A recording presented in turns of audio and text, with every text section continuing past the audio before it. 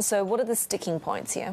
Mostly it's around access. The Trade Minister Don Farrell says, look, this deal can't be signed without significant, meaningful market access, and a lot of it has to do with beef, different types of beef, whether it's grass-fed or grain-fed, different cuts of beef as well. It really does get quite granular, but it does have to be resolved. And the EU says, look, it's used up a lot of political capital, giving generous concessions to Canada, New Zealand, some of the Mercosur countries as well.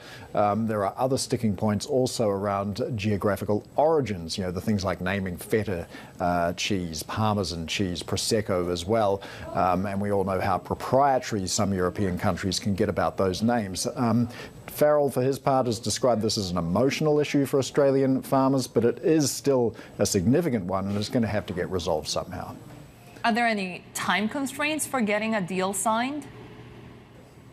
Yeah, kind of. The date everybody had in mind was July the 11th, which is when Anthony Albanese, the Australian Prime Minister, is going to be in Vilnius, where he'll attend the NATO summit. And obviously, that'll be a great time to get this done. You can have all the usual ceremonies with inking a deal, handshakes, photo opportunities, and all the rest of it.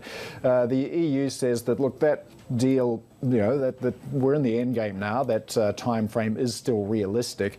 But after that, the European election season begins, campaigning gets underway. It's going to get making closing a deal a lot harder.